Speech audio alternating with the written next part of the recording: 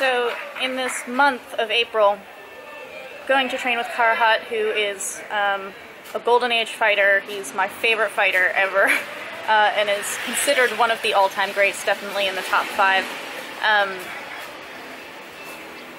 He has a lot in his arsenal that's not immediately recognizable as something that you can even teach.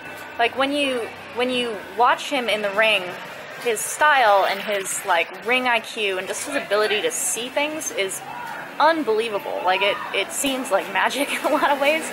I liken it to Quicksilver, how when he's going all fast, everything just seems really, really slow to him. That's what it seems like Karuhat's ability to see things is. His triggers are so fast, and his ability to see things is so fast. And that's a really hard thing to teach someone. It's like trying to teach someone to have power. It's kind of this thing that you will often hear someone say you're either born with or not. You can't teach heart kind of thing. But what's amazing is that the time that I have spent learning from him, he has taught me these things. He has an ability to break it down into chunks so that you can practice timing, for example. He uses relaxation to act as like an invisibility cloak for himself, and then he uses the exact opposite of that, tension. He creates tension in his opponents to make them more readable. It's like throwing a sheet over a ghost so that you can see it or something. So he's been teaching me those things with like weight transfer. So when you like lean forward, it just kind of has this very slight psychological effect on your opponent where they either think you're attacking or it causes them to tense up in anticipation of a strike. And then he delays that strike. So his fakes, instead of being like, you thought I was going to throw a punch, but really it was a kick, which he does have, but mainly it's, you thought I was going to throw a kick just now, but I actually am throwing it a split second later. And so up until this point, because I've really only been training with him like for 1 or 2 hours generally in like a month, if I can see him every month, I'll get like the principle of one of these things and then go home to my gym and just train it as much as I can, but in his absence. So there's not a lot of correction between those things, and so then I'll go back to him to show him what I've been working on, and he'll kind of elaborate on it.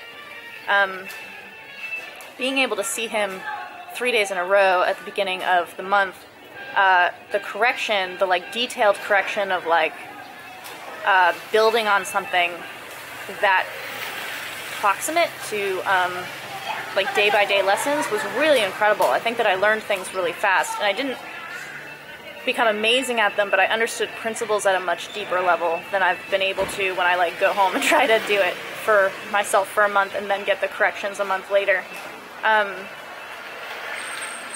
So I anticipate he's going to work with me on the same things he's been working with me on, and there are some things that I can't anticipate because he's so brilliant as a teacher. He kind of makes it up as he goes, like he improvises what he feels is working or not working in that lesson, in that moment. So he's told me not to do a certain move before, and then he'll teach me that move like a week later or a month later, which is not because it was wrong or anything, but I think that he actually feels in the lesson because he can see all of the openings I have or something. He's like, don't do that because I can totally feel how I could just destroy you doing that, and then he'll teach me like the antidote to that later.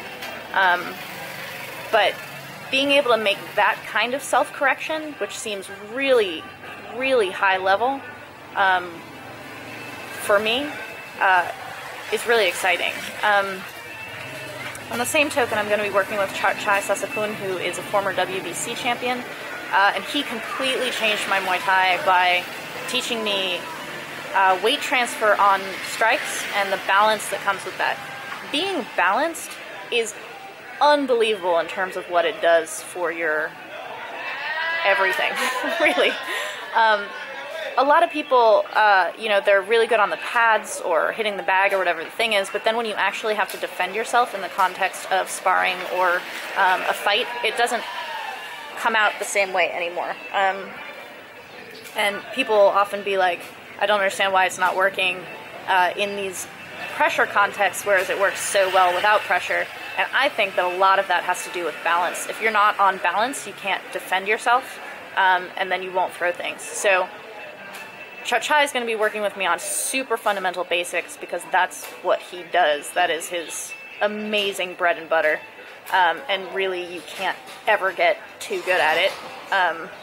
So his work like that actually complements Karuhat's work a great deal because you need that kind of balance, and the weight transfer, while not the same, is the same conceptually between the two. So I'm going to be working on weight transfer a lot and becoming more adroit in that.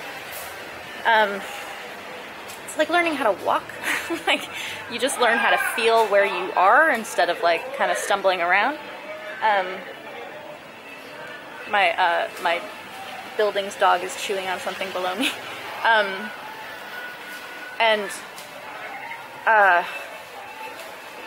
Something that I'm very excited about to be working on with both of them is this kind of like getting a feel for everything. Like, Thai trainers talk about nature a lot, to do things according to your nature. It's tamatat, so they're like, act naturally, basically. But you have to find that. Like, it's not do what's natural to you right now. It's take this move that I just taught you and make it yours. Like, put your fingerprints all over it and make it your nature. It's one of those things where, like, it feels difficult when you're first trying to do it, especially if you're trying to imitate it. But if you kind of get the sight picture and start working around it, you'll feel where your balance and your ability to do it is pretty quickly. Ultimately, what my husband and I have been likening Karuhat's teaching to, like what he's really trying to teach me, it's like trying to teach someone how to read. Ultimately, it's reading your opponent and reading your opportunities and possibilities. And there's like a first grade reading level, which is like sounding everything out, and the words kind of don't jump out at you, and you kind of have to like work your way through every word, even the ones that you should recognize by your own vocabulary, but you haven't really seen them properly. So like being able to speak, but you can't like read something. So I'm trying to like up my reading level, and being able to see shapes and forms jump out faster is kind of the way that when you're learning how to read, suddenly you start recognizing words faster, and then you don't actually read the entire word people, you kind of see the overall shape of it, and you know that's people, like, really, really quickly. That's why Karuhat is so fast at being able to read his opponents and respond and do all of these things, is he's got, like, a college grade reading level. So those are the things I anticipate learning in this month, or at least working a great deal on. And those are the things that I'm going to be trying to analyze and break down when I'm doing my voiceover commentaries every night.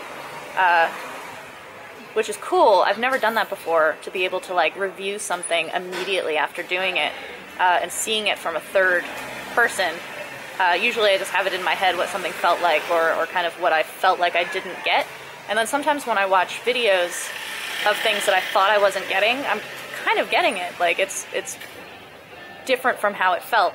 And then there are times that I think that I'm doing exactly what someone is showing me, and I'm not doing anything even remotely close to what they're talking about. So that's helpful also, to be able to review that footage and for the audience, comment on what my feeling was versus what it actually looks like versus how that can be corrected. Because that's actually what my video processes have been always, is me as the student showing mistakes and all, so that you can see the process of the blacksmith hammering out the shape of that sword, instead of just like, look at this shiny finished product. I'm not finished at all.